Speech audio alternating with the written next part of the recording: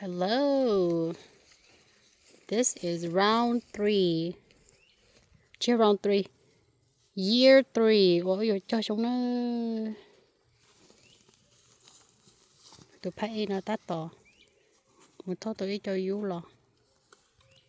Cho nó thì tôi ở trong tua đó là tomorrow morning mà đi cho nó sáng nè. So it will be a total of 9 cho.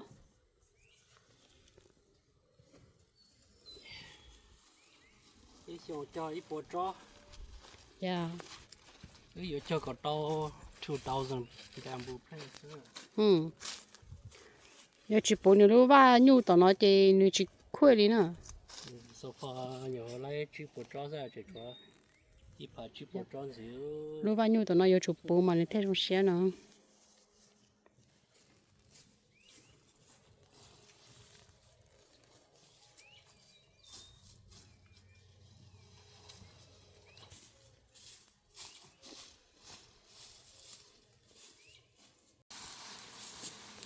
Mỗi cho nó như đây đây này nó cho overnight tomorrow mà cho nữa.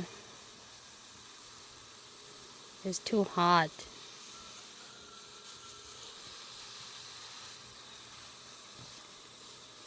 Tao tin của nó giờ chỉ cho tự cho ta kỳ mà giờ cho tụi mình chứ mà tự phụ lô theo bay lỗ lấy sao vậy?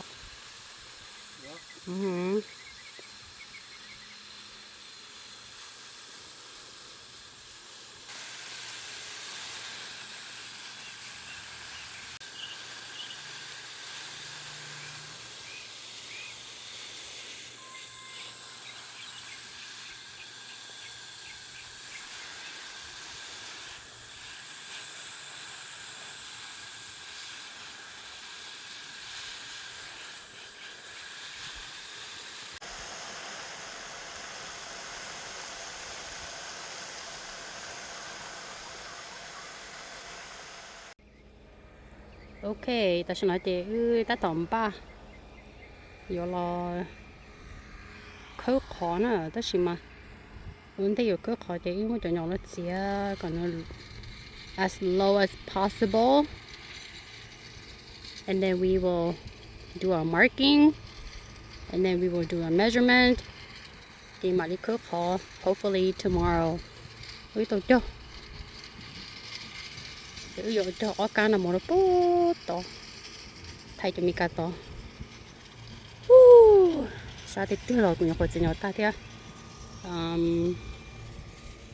Ví dụ mà to ở cá asper nó, muốn nó là bố to nữa.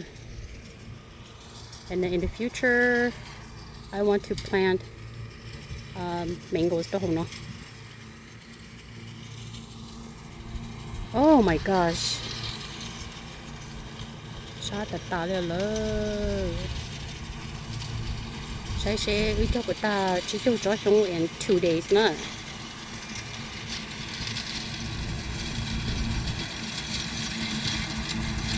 Trời ơi, cái nhiều lúc face chúng mình cả cho thế hả? Đẹp kìa. Chỉ lông trời giá lia ấy thấu nó nè.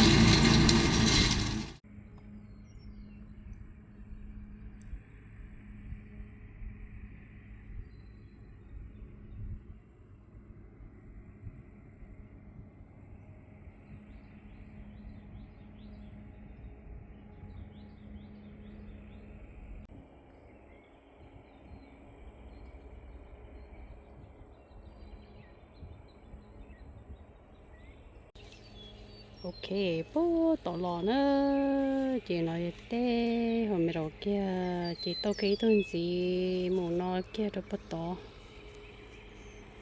Sao bắt tỏ nó cũng tao lo cho liêu tao bế xuống nó đấy. Bế xuống nó cũng tao lo cho sao field tao nói đi nữa. Cả chị cho mình nhỏ nhu tới tôi cũng say nè. Mấy ba em bắt tiêu. Tí nó.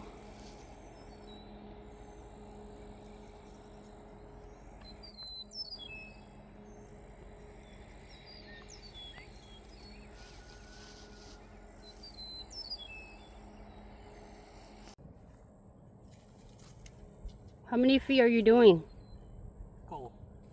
Go feet from the fence.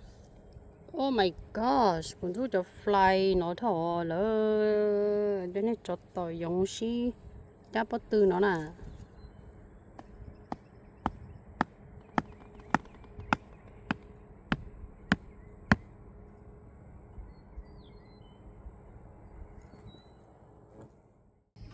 Nhớ rồi nè. Đây là nó chạy đắt tầm ba giờ mua hơn nữa. Đây là vấn đề giờ mua hơn nữa có giờ quá chị. Nó gì? Nó có lúc gì? Trồng bò. Gì á chị lúc đó nè. Trồng bò. Trồng bò là mà đó chị không bò trỏ chứ. Nó bay hồ lịch chân à. I don't know. She gave us so many. I don't know. Oh, this?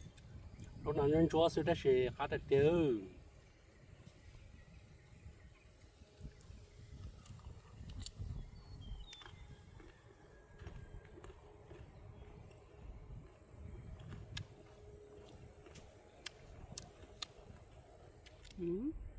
Khá là tiêuเลยbây giờ.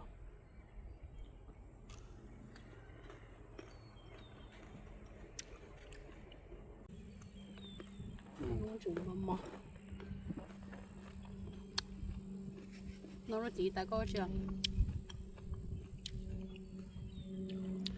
Take care xuống. Okay. Cái nó chỉ ta dễ dùng là bí. Có khó chơi xuống nè. Để nó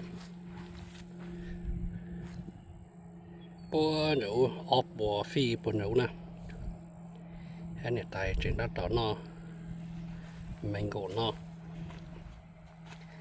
Là mango thì sẽ nhiệt tại người ta chỉ đối họ. Đây thì it's your favorite shop. Rồi. Đó đây cú nào mà chỉ một giờ nào mà chỉ tàu lên à. Yeah, ở trong này chỉ có cái nào. Cái thứ của thứ chị cả ở ý vị à.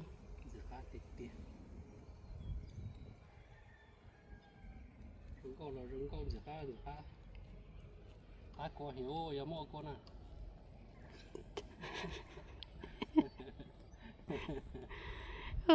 Thôi nào. Mình cả thả thì rừng có một cha hơi vô thả thì cá một cha hết rồi. Yep.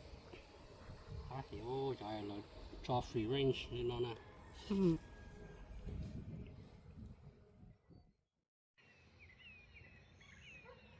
Good morning đó.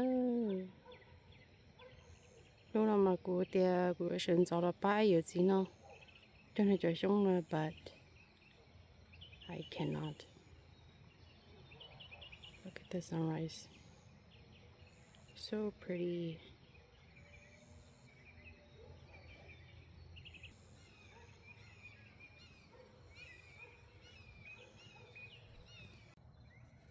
Cho nên nó mỗi nhục vào bây giờ cho tôi.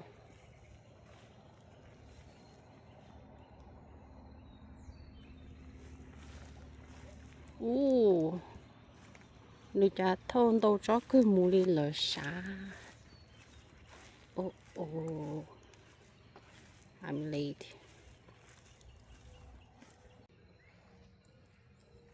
Chào có xe rồi đi.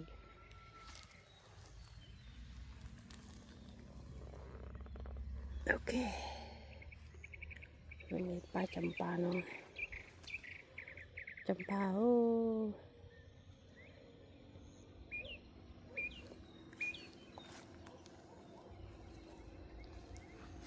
Easy.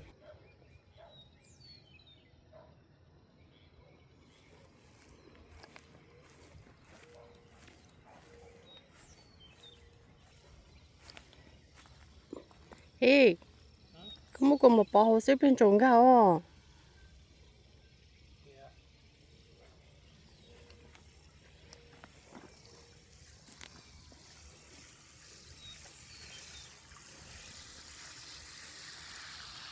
Thôi nó là nữa kia tôi mua mà sữa cái xe để trong mà mặt sau chơi cho nó có mà nó sau tàu đê ô nó chơi bảy thầy có lấy cho về tới xa mông ơi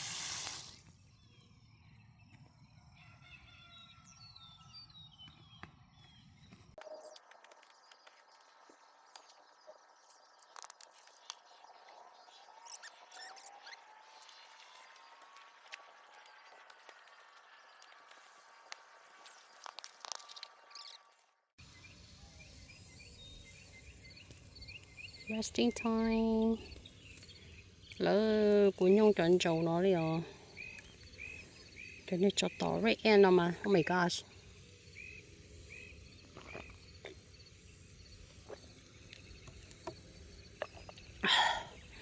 tổ lúa chu liu từ chỗ chấm bùn nó nè xây nè hà liếp plong từ nó xứ xứ chỉ yên đi nữa cũng nè có xứ bự yên chỗ nè có xứ bự yên chỗ có yên phải không cho khỏi có lú tiệc khứ lông đi coi nè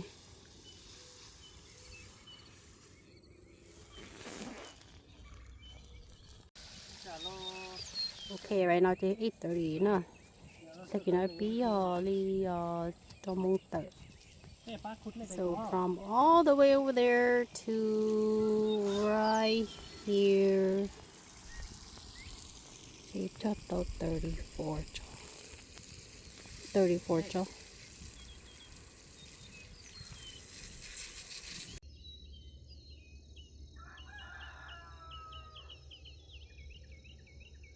cho cái tôi chơi đồ luôn nhấp bớt to thì xin nhấp bớt to để tôi cái nữa mà có ít ta kilo non tu luôn luôn bớt tàu được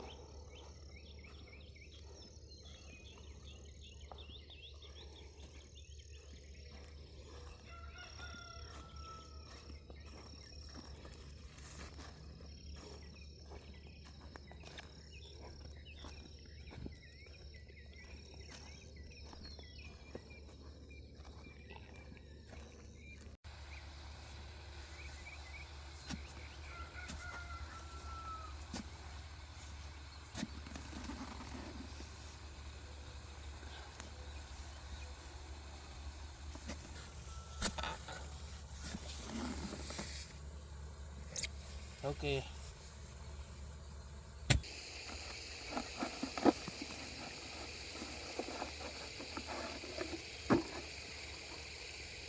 chủ đây nó sao tôi số nó chút đó hậu ai thu còn đó nữa đâu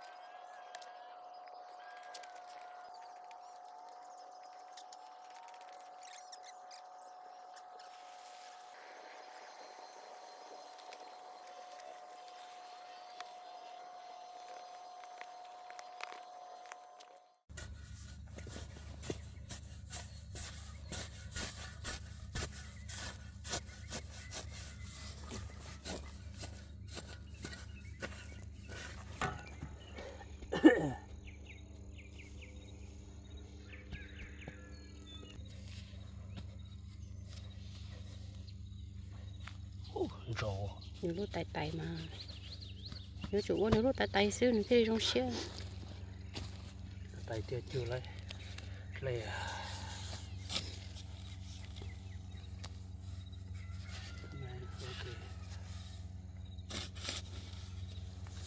gì đó, ok,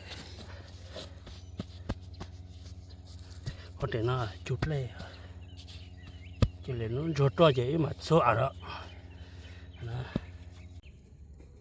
chó nó này chó cứ gầu này ướt tù lạnh nữa, nhớ lọ, biết sẽ có cho tôi how many à, thì ok, nó đã phải chờ phi, thì nói cho nhưng mà chỉ cho lâu cho xong đó chỉ cho đó chỉ cho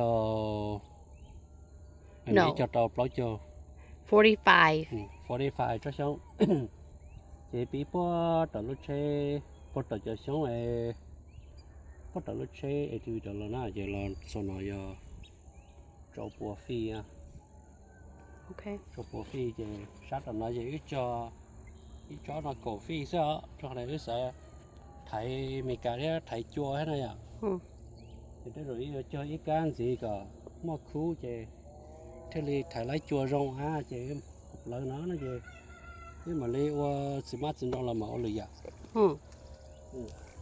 phải sai thế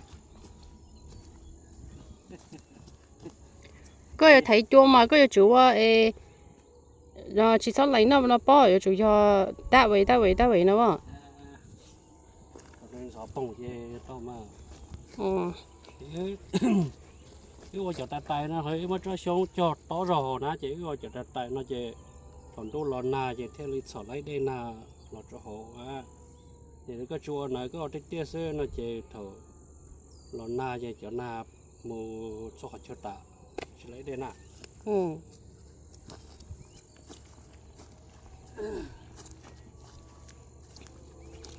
so total we have 45 nhá được bố tao nó and then the rest we cho một total có phải front cái chỗ nào mà nhà ở sao nên chỉ tháo nó to á nó mà xí xe bên dưới chứ những một nhà idea nhiều luôn chưa lấy đây na yeah cái chuyện này tháo nó to những một nhà idea có lúc học biết next what you nún chạy đó có cái đó chỉ cho cái chỗ catfish nó mò cái tao đi mới cho lọt chi chơi vô cá hình no how did they get into your pond phải có yes we didn't put any in there có mà lấy cho tuốt chân dê cầu tia đó tôi lấy vô lấy hay tia đó there you go tú chân dê hay chả lấy mi cái cho tuốt chân dê lấy hay tia chân dê catfish nó mà có thà mất cho họ cái lớp bẩn đây rồi nhỏ chị nung da lọ chị nung thì chị bắt đầu tê lọ cho họ cái lớp bẩn đây nhỏ cái lớp bẩn đây chỉ muốn dày thôi à là cho tuốt chân dê là hay nữa để thôi chả có thể chỉ xả có mua catfish nên tôi nó hả cho khỏi giờ mua catfish nên tao vậy catfish muốn chặt thật là biển nó tà chỉ thầu thật là biển ôm mình nhỏ chứ lắm giờ cái thật là biển nó tà vậy chứ mà thật là biển là cái nó chủ yếu là catfish dây của ta thật là biển thế dây mà ok cho nó đó ok cái next cái giờ chơi lên cái nơi phì lên một đó là mù để tình ngộ bơ đủ ok sẽ cho bên nó sẽ để một chờ cô để cho bố phi này cho bố phi cho nó khỏi cho sao cái chỗ chơi cái tình ngộ bơ thì cho đông một đủ tí mà chơi dịp bố phi nó đi mà lâu chỉ cho xa từ to cho xa cho xài ít bố phi nó mà cho bớt to cho nó chỉ cho ta chỉ họ là mất cố đi nó lấy